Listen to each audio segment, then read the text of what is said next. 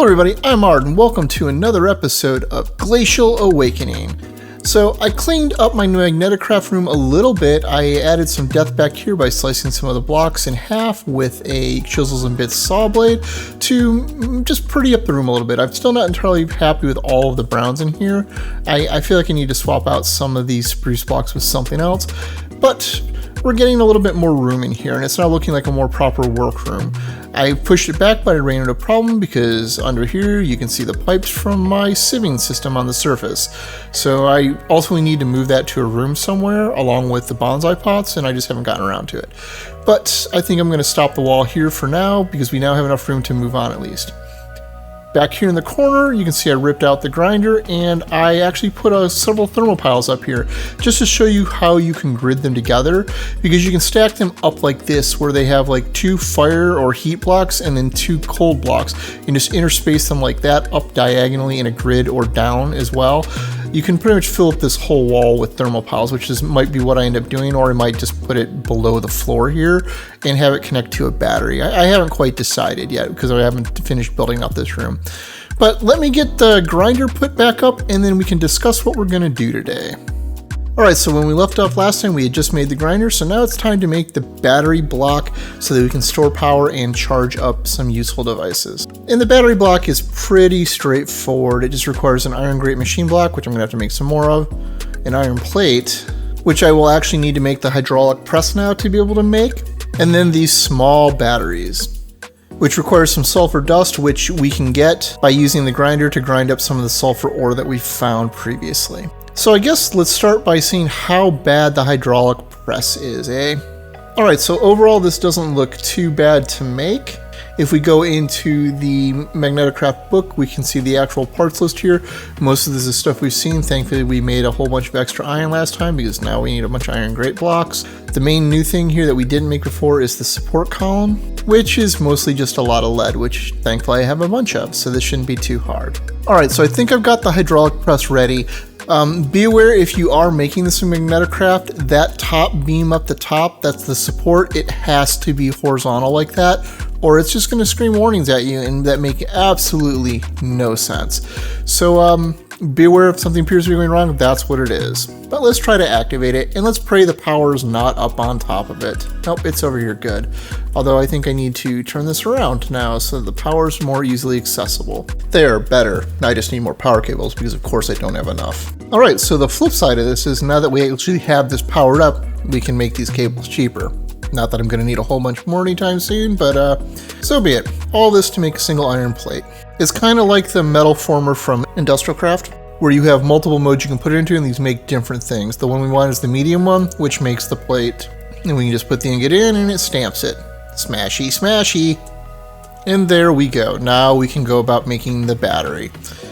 Alright, so I set up the battery. I've got to find a better spot to put it and a better way to wire it up, and it works pretty much like the batteries from all the other technology packs, except that it can only put cables in certain faces. It can only do the top, bottom, and the front there where that black dot is. None of the other faces seem to accept or retrieve power from these cables, at least. If we look at the interface, you can see that it's currently taking power in, but it's storing it very slowly because it had to power the machines back up. And then it has a spot for input or output to put in either batteries or other items to be charged. Which means now I can make building gadget stuff if I really want to, which might make clearing this stuff out easier, although I still kind of want the materials. But none of these machines are all that hard to make. This is all stuff that we currently have, so that might actually be worth considering doing, honestly. Although the big one that I would want is the destruction gadget, which requires ender pearls. Although we could make the ink pearls if we really need to get them. I don't know, I need to stop and think about if that's something I actually want to use or not. But in the meantime, let's take, I guess a free battery with some power in it that I can't imagine what I'll use for. And move on to grinding up some iron ore. And this step is at least easy because we already set up the grinder, so now we just have to toss a hunk of iron ore into it and make 2 iron rocky chunks. And thankfully I still had some iron ore just lying around still. And there's one. Also, if I remember to bring the second one, even though the quest only called for 1. And there we go, now we have this step done too, which just gets me more iron ore. Now, what it wants us to do is create a sluice box, which we already did. or a sieve, which is actually something we probably should do because this lets us automatically pipe things in and use power to do this instead of having to manually do this. Although I don't know if it requires a water source or not. If only they had instructions for stuff like this. It doesn't look like it does require water, at least. Of course, this has a completely different footprint than all the other machines I've made so far. Although it makes me wonder where the inputs are now, because I probably want to try to automatically pipe from the grinder into it. Alright, and now the moment of truth. Let's hope all of the inputs are facing the correct ways, so I don't have to rebuild this. And I think, nope. It is exactly backwards from what I need it to be. I may not actually have made this room tall enough, and I thought I was being conservative. So it turns out that the sieve here does not have a clearly marked input. There's the blue output there, as well as on the side of here, but the input for the grinder is on top and is clearly marked with that blue X up there, although it probably should be a different color. This one does not, it just has that chute right there.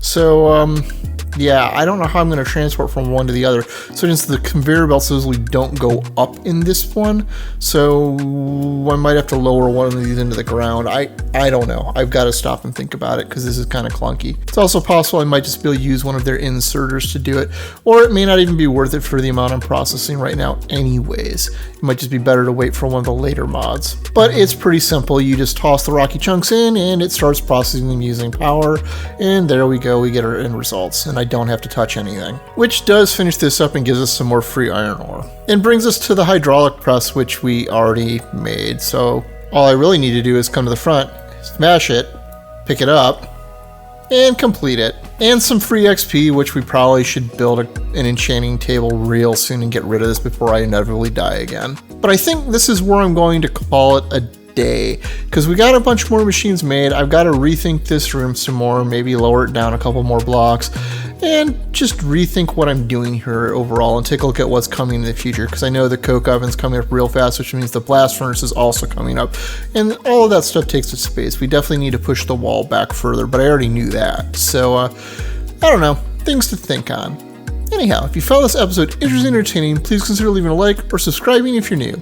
As always, I'm Ard. Thank you for watching, and have a nice day.